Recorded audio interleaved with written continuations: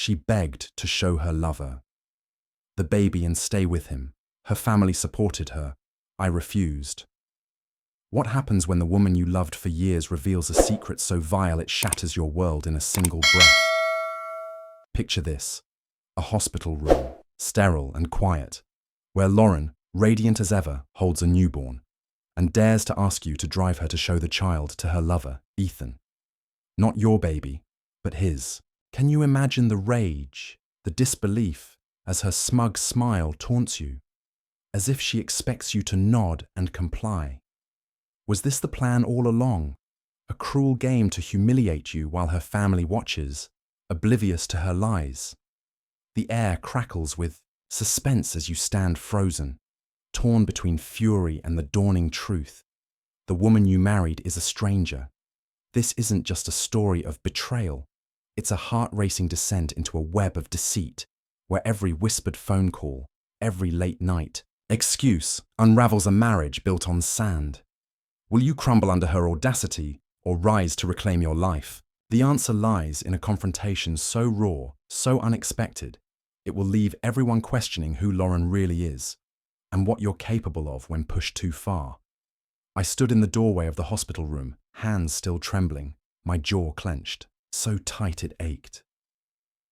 There she was, Lauren, my wife of 6 wretched years, propped up in that bed like the empress of deceit, cradling a child that wasn't mine. Her skin glowed, hair styled perfectly as if she were posing for a photo shoot, not recovering from birth. But it was her smile, the smug, satisfied curve of her lips, that nearly pushed me over the edge. She looked up at me like nothing was wrong. After the birth, she said in a soft, almost tender tone, "Can you take me to see Ethan? I want to show him the baby he made." Every word was a dagger. The baby he made. I blinked. Not we, not you, and I. Not ours. No, his. I didn't speak right away. I walked in slowly, too calmly. The nurse glanced at me with that "congrats, Dad" look, and I wanted to laugh. I wanted to scream. I wanted to smash something against the wall. Instead, I grabbed the birth certificate lying neatly on the tray beside the bed, and with both eyes locked on hers, I tore it in half, then again and again. The pieces fluttered to the floor like dust. "You crazy!" her father roared, leaping from the corner chair like a rocket. I ignored him, stared right at her. Not my child, not my problem. Then I pulled the folder from the table drawer, the hospital deposit paperwork, and shredded it too before slipping the check back into my jacket pocket. The room froze. Lauren blinked twice. Her smile cracked, then fell. "What are you doing, David?" she hissed. I stepped closer. Her father tried to grab my arm, but I jerked it free, leaned down until my mouth was inches from her ear. "You slept with that alpha gym bro," I whispered. "And now you want me to raise his kid?" Her face paled, then blotched, then flushed with shame, and right there, in front of her father, the nurse and God, she burst into tears. But I felt nothing. Not pity, not sorrow, just clarity. Let me rewind. You want to know how we got here? How I ended up watching my wife give birth to another man's baby like an extra in someone else's film? It started 8 months ago. She began coming home late. Really late, after midnight, sometimes near 2 a.m., always with an excuse. Book club ran late. Jenna had a meltdown. The girls went for smoothies. I gave her the benefit of the doubt. I was working overtime, building a future for us. I figured she needed space to breathe. Foolish me. She started wearing new makeup, lingerie I'd never seen, dousing herself in that floral lavender perfume I loathed, but now she wore it obsessively, and her phone, clutched tighter than a winning lottery ticket, always face down, notifications off. Once, I walked into the kitchen, and she jumped like she'd seen a spectre, shoved her phone into her back pocket like a kid hiding texts. I noticed it all but stayed in denial until that night. I came home early from work. My boss cancelled a late meeting. It was around 7:30. Lights were low, house quiet. too quiet. Then I heard her voice, soft, breathy, laughing in a way I hadn't heard in years. I followed the sound to the nursery. That's right, the baby's room. She was in the glider, phone to her ear, whispering, "Do you think she'll have your smile? Your smile, not ours." That was the first time something truly shattered inside me. I didn't confront her then. I went back to the car, sat for 90 minutes, let my hands bleed from gripping the wheel so hard, and when I walked back in like I'd just come from work, she smiled at me with lips that still knew another man's kiss. I should have left right then, but I didn't. I waited for the baby to arrive, waited to see if she'd confess. Anything. She never did until today in that hospital room when she asked me to chauffeur her and his baby like a damn taxi driver. And when I said no, her father lunged at me like a feral beast. "You son of a..." I shoved him back with one hand, never breaking eye contact with Lauren. "You wanted to live like a queen.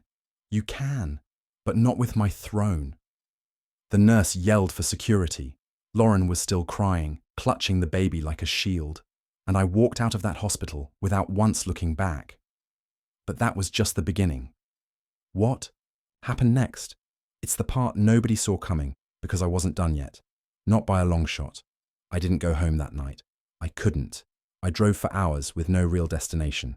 I stopped once at a 24-hour diner in Connecticut, ordered coffee, but never touched it. My hands were still shaking, heart pounding like a battle drum. Every second, the same image looped in my mind. Lauren's smug smirk as she held his child, asking me to drive her to her lover. The audacity, the fucking arrogance. At around 3 a.m., I ended up at a rundown motel off the interstate. I stared at the chipped ceiling for hours, and when I finally drifted into a half sleep, her voice echoed in my head. "Do you think she'll have your smile?" That one sentence poisoned every memory we ever made. Our wedding day, our honeymoon in Florida, even that silly night we danced in the kitchen at 1 a.m. None of it meant anything now. It was all smoke, fake. By morning, the anger had solidified. I wasn't numb. I was sharp. I needed answers. I needed proof. Not for court, not for sympathy, just for me. I went home around 9. The house was empty. Her hospital stay was at least 2 more days. I didn't hesitate. I went straight to her closet. That's when I found it. A locked drawer, bottom left. Lauren always kept her private stuff there. Old diaries, letters from her college friends. At least that's what she claimed. I pried the damn thing open with a tire iron from the shed. Inside, I found a small journal and a USB drive.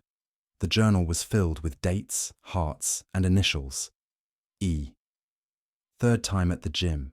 So intense. Lake day with him. David thinks I'm at Mum's. I flipped through page after page of lies. Not just recent ones. Years of betrayal. Emotional, physical, brazen. She didn't just cheat. She lived in the cheating, like it was her second life.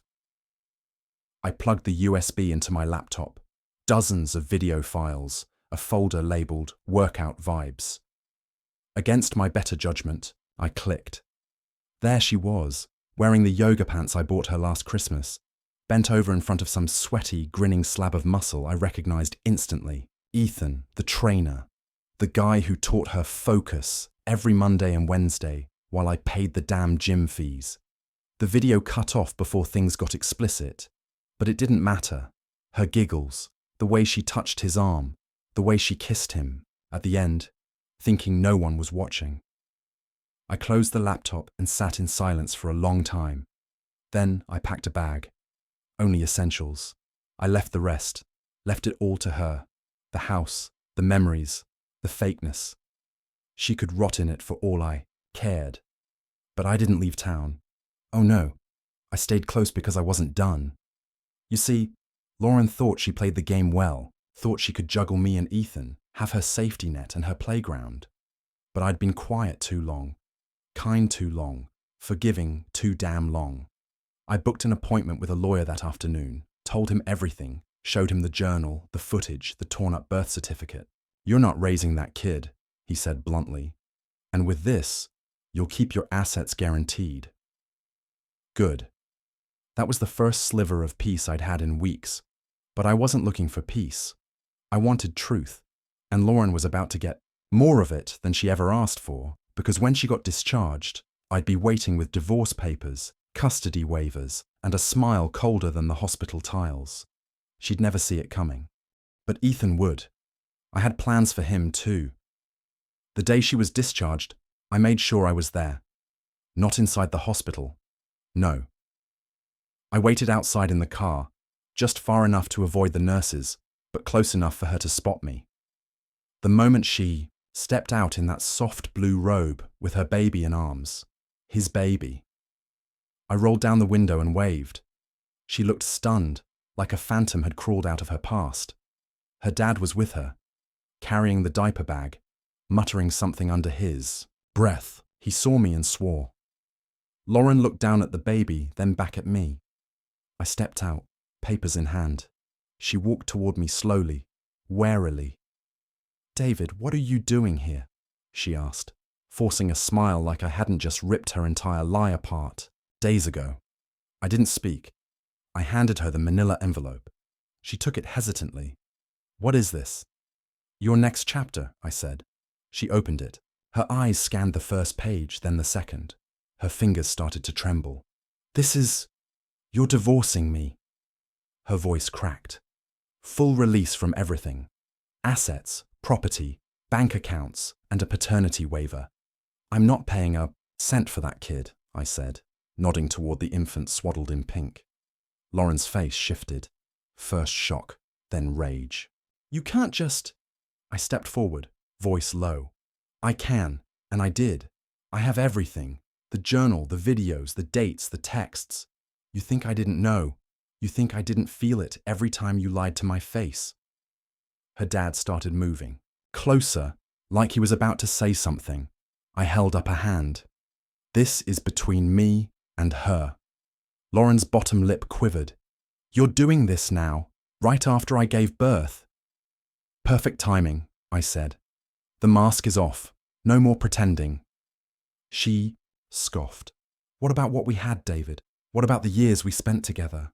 "You mean the years I paid for your gym membership so you could sneak off and play house with Ethan?" The colour drained from her face.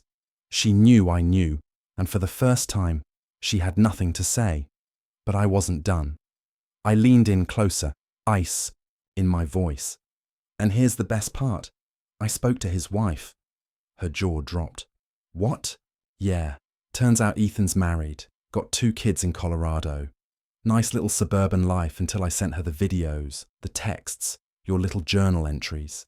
Lauren was frozen, mouth slightly open, like her brain couldn't process the betrayal. "Don't worry," I added. "She's flying in next week. Wants to meet the woman who wrecked her family." Her knees buckled slightly, and she gripped the stroller for support. "Good. Let her feel weak. For once." "You're a monster," she hissed. "No, Lauren," I whispered. "I'm a mirror. You're just finally seeing yourself." Her dad stepped in, furious. "You'll pay for this." I looked at him, calm as ever. "I already did, for 6 years. I'm done now." And with that, I turned, got into my car, and drove away without a single glance back. But the story didn't end there. That night, I got a message from a number I didn't recognize. "You're the husband. We need to talk. He ruined my life too." It was Ethan's wife, and what she had to say would change everything. Her name was Sarah, Ethan's wife. She messaged again before I replied. "I saw the videos. Thank you for sending them. He always said his late nights were coaching sessions." Guess they were. I stared at the message for a long time, unsure what to even say. There was something surreal about connecting with the other victim of this mess, like discovering the demon in your nightmares was tormenting someone else too. I finally replied. "He got my wife pregnant. I found out in the hospital the day she gave birth." Her typing bubble popped up instantly. "He told me they stopped seeing each other months ago." I guess that was a lie too. I didn't know what I expected from her. Anger, silence, bitterness. Instead, she asked, "Can I call you?" I hesitated, then typed, "Give me 10 minutes." I grabbed a beer from the fridge and sat on the back deck. It was drizzling lightly, the kind of soft rain that should have been calming. But there was no calm in my chest, just that cold, tight knot that betrayal leaves behind. She called. Her voice was weary, warm but edged. "I'm sorry you're going through this," Sarah said. "I wouldn't wish it on anyone." "You too," I said. "How long did you know?" Found a message on his smartwatch a few months back. Saw the name Law with a heart emoji. He said it was just a client being overly friendly. I wanted to believe him. Her voice wavered for a second, then steadied. Something in my gut didn't sit right. "Yeah," I muttered. "That gut feeling. We ignore it until it's too late." She paused. "You said your wife got pregnant. Due date lined up perfectly with their gym sessions. And now she wants me to raise the child like some kind of consolation prize." Sarah exhaled sharply. God, these people. We were quiet for a moment, sitting in our separate worlds, both shattered by the same man and woman. "You said you're coming into town next week," I asked. "I was, but now I think I want to come sooner. I need closure. I want to look Lauren in the face." I smiled bitterly. "You and me both." And right then, the idea hit me. "What if we did it together?" I said slowly. "You, me, and them. One room. No more lies. No more games." She didn't answer right away. Then, "I'm in." 2 days later, Sarah flew in. We met at a cafe downtown. I recognized her instantly. Tall, sharp features, eyes that looked like they'd seen too much pain for someone in their 30s. We sat across from each other like two investigators swapping case files. "She begged me not to go public," Sarah said, stirring her latte. "Told me she loved him, that they had a connection, like I was some obstacle to her fantasy." I clenched my jaw. Lauren said almost the same thing, that she felt alive with him, like our life. Together wasn't enough. Sarah leaned in. "I want to see their faces when they realize it's over. Not just for one of us, for both." I nodded. We made a plan. Lauren thought she was meeting me to talk things out at her favorite Mexican restaurant. Ethan thought Sarah had forgiven him and wanted a private meeting, but we reserved the back room. When they walked in together, smiling, hand in hand, they saw us sitting there side by side. Sarah didn't say a word, neither did I. We just watched their faces crack like porcelain under pressure. Ethan's arm dropped from Lauren's waist. Lauren took a step back, like she'd seen a spectre. And finally, Sarah stood. "So," she said, voice steady but trembling slightly. "Who wants to explain first?" The silence that followed was deafening, and the storm hadn't even started yet. Lauren's face twisted into something I hadn't seen before, something raw, panicked, and completely unscripted. She looked at me, then at Sarah, then back at Ethan. "You told me she moved out," Lauren hissed at him, her voice low but venomous. Ethan opened his mouth but said nothing. His lips moved, eyes wide, like a man realizing the ladder he'd climbed was actually a trap. Sarah didn't flinch. She stepped forward, dropping a manila envelope onto the table in front of them. "Bank records," she said flatly. "Motel receipts, text message backups, security camera footage from our driveway." "You two are disgusting." Lauren glanced at the envelope like it might detonate. "I didn't mean for it to happen like this," she said weakly. I laughed loudly. The whole restaurant turned. I didn't care. "You didn't mean for what? For me to walk into that hospital room and hear you ask to show your bastard kid to your gym fling? For me to be the fallback while you played house, with a protein shake addict behind my back?" Ethan finally found his voice. "Look, man, I didn't know she was married at first." "Save it," I cut him off. "You've been to my house. You helped me move that weight bench into the garage. I offered you a soda." Lauren stepped forward now, desperation in her voice. "David, please. I know I messed up, but we can work through this. I just had a baby. I'm hormonal. I wasn't thinking straight. Sarah let out a dry, bitter chuckle. Oh no, sweetie. You were thinking very straight for 9 months. Lauren turned to her. You don't understand. He said he was going to leave. You. He said he wanted to be with me. Ethan's eyes flared. What? No, I didn't. I told you I was working things out with Sarah. The room fell silent again. This time, Lauren looked like she might collapse. That's when I said it. That baby. Good luck putting Ethan's name on the certificate. I had my attorney file a paternity waiver. You'll get exactly 0 support. From me. Lauren blinked, like the words didn't register. You can't do that. Sarah smiled. He already did. You ruined everything, Lauren shouted, tears finally spilling. No, I said, standing up slowly. You did that one lie at a time, one betrayal at a time. You turned our marriage into a trash fire and expected me to stoke the flames. Sarah stood too. And Ethan, we're done. I spoke to a lawyer back in Colorado. I'm taking the kids and the house. You'll be lucky to get weekends in a motel. Ethan paled. I made a mistake, he said weakly. No, Sarah said coldly. You made choices. The silence that followed was the sound of 2 people watching their fake world burn in real time. Lauren sank into a chair, sobbing. Ethan just stood there, hands on his head, like he was trying to rewind reality. I looked at Sarah, and for the first time since this began, I saw a spark of strength shining in both of us. We turned and walked out together. Didn't look back, didn't need to. We'd already seen enough. Outside, the rain had stopped. Sarah exhaled slowly. You know what the worst part is?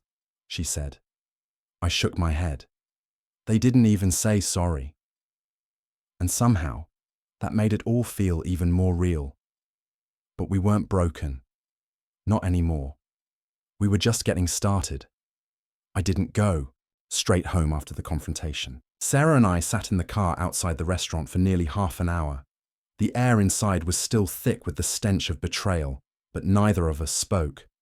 There was nothing left to say. Not yet. I thought I'd feel better, she finally muttered, staring blankly through the windshield.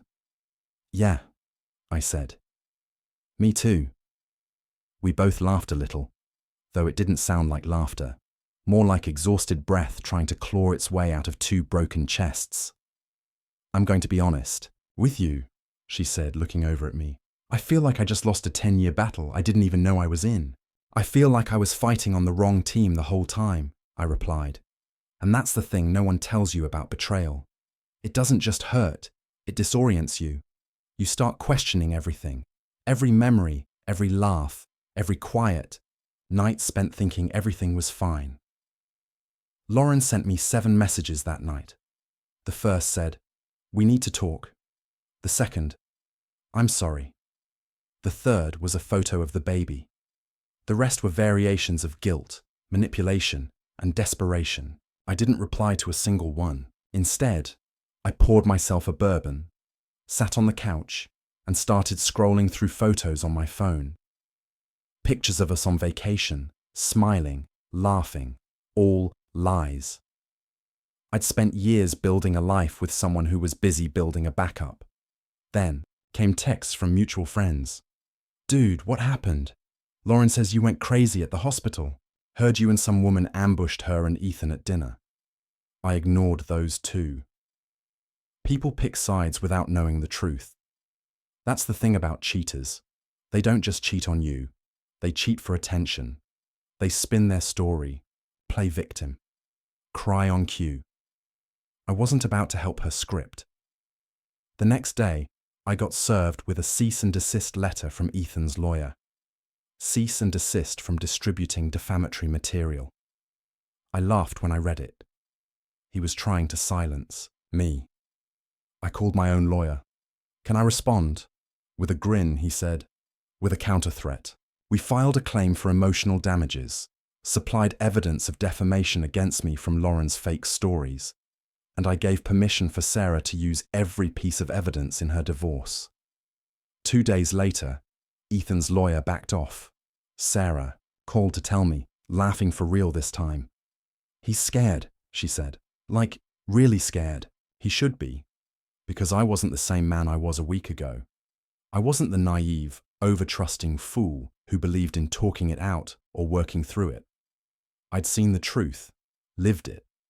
I changed my number, blocked Lauren on every platform, froze the joint accounts, shut down every route she had to manipulate me. She didn't take it well.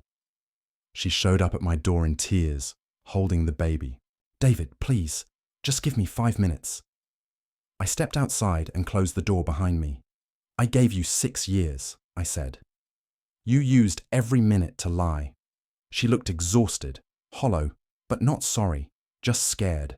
Scared to lose her lifestyle. Scared to lose control. You don't understand. Ethan left me. He says it's too much pressure. I blinked.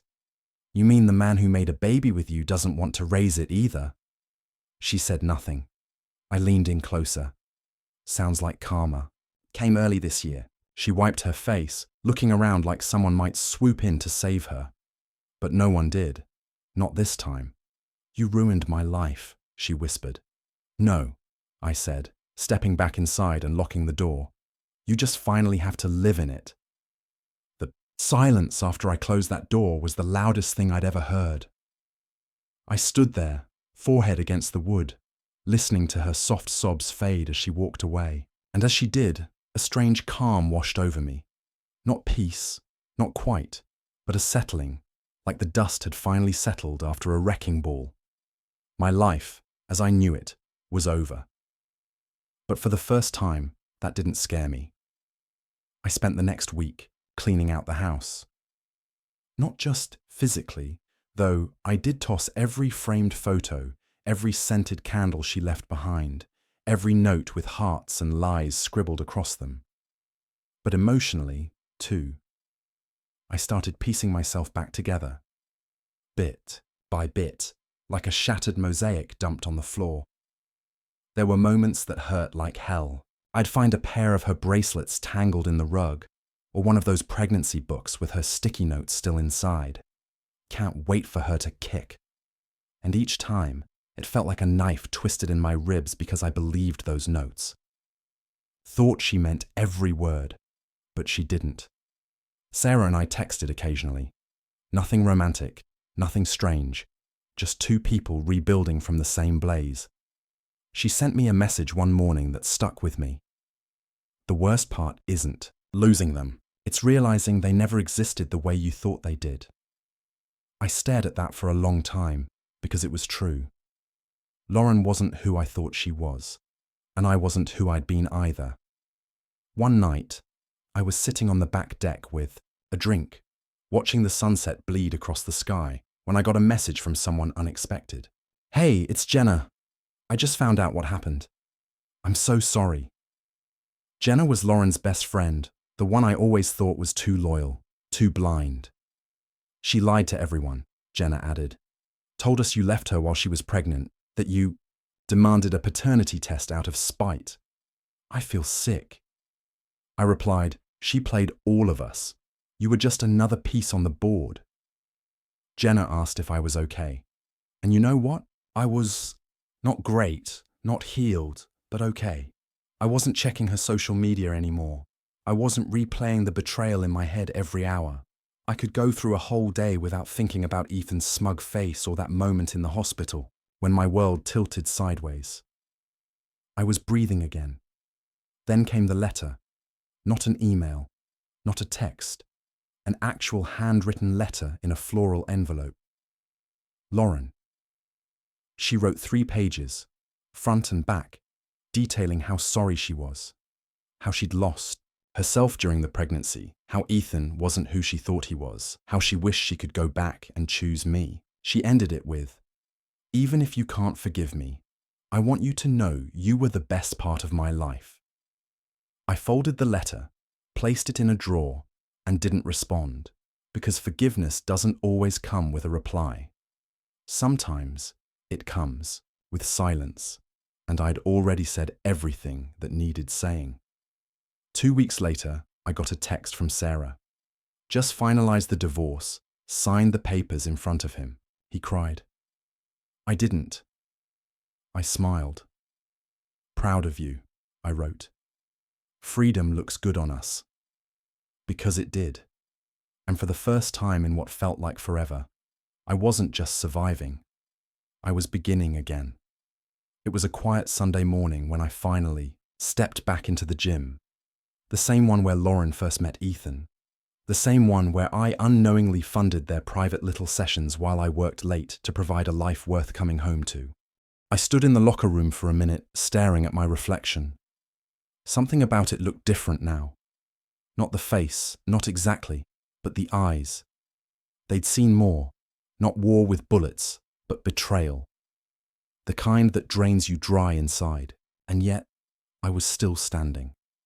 I walked into the weight room like a man returning to a crime scene. Not for revenge, but reclamation. That place didn't own me. Their affair didn't get to keep my peace. I did. I wasn't there to run into anyone, but of course, fate has a cruel sense of humor. Ethan was there, alone. No clipboard, no cocky grin, just sweat-stained sleeves and a face that looked like it hadn't slept in days. He saw me immediately. I expected him to look away. He didn't. He walked up slowly, like a man approaching a funeral. David, he said, voice low. Look, I know nothing I say means anything right now, but I cut him off. Good, then don't say anything. He froze, mouth open. I don't want your apology. I don't want closure. I don't even want to hear your voice, I said, stepping closer. I just want you to understand that I see you now. No mask, no ego, just another coward who couldn't keep it in his pants. He didn't say a word, just stood there swallowing his shame. I hope you treat your next life better, I added, because you torched this one. Then I walked past him and started lifting. He didn't follow. Over the next few months, I rebuilt. Not dramatically, not in some cinematic Newman way, but piece by piece. I joined a book club, started journaling, travelled to Maine alone, and actually enjoyed the silence. I went to therapy, worked through the rage, the self-doubt, the gut-wrenching flashbacks, and slowly the poison started to leave my system.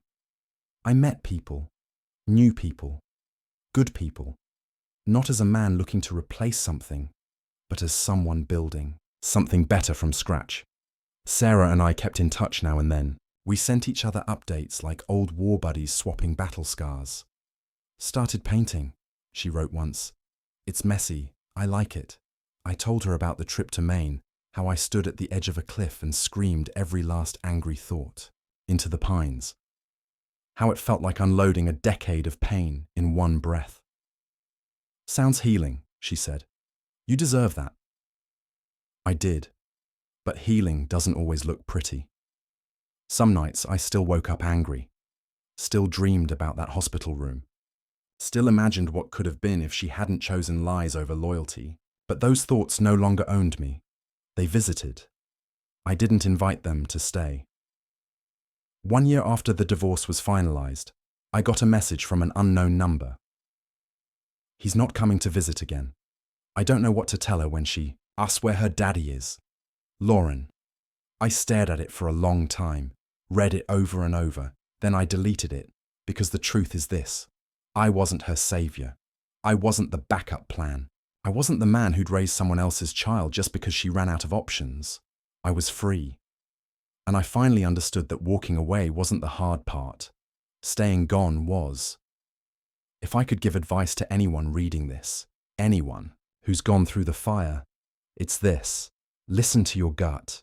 Watch the little lies, the late-night phone flips, the hollow kisses. They're not just red flags. They're alarms. Don't silence them. And when betrayal knocks you to the floor, don't just get up. Rise different. Rise stronger. Rise free. Because love is real, but so is deception. And the truth is the only thing worth holding on to. I let go of her, and I found. Betrayal doesn't just break your heart, it rewrites your reality, forcing you to see the truth beneath the lies you once cherished. Lauren's audacious request to parade her lover's child while I stood in that hospital room wasn't just a betrayal, it was a mirror reflecting her calculated cruelty and my own blindness. Her affair with Ethan, her smug manipulations, taught me that love, when unreciprocated, is a chain, not a bond. The profound lesson is this: never ignore the whispers of doubt, the late nights, the guarded phones, the hollow smiles. They're not quirks, they're warnings of a storm brewing. My advice? Don't cling to a sinking ship hoping for salvage. Swim to shore. Healing isn't in vengeance or apologies, but in reclaiming your worth through quiet acts, writing your truth, running, at dawn, or simply breathing without their shadow. Lauren's downfall, orchestrated by her own lies, showed me that some people mistake chaos for passion. But real strength lies in walking away from their fire. Choose yourself when others choose deceit, and build a life where no one can dim your clarity. The greatest victory isn't winning their game, it's refusing to play. Let their world crumble while you rise, not just unbroken, but unshackled, knowing the truth is your freedom.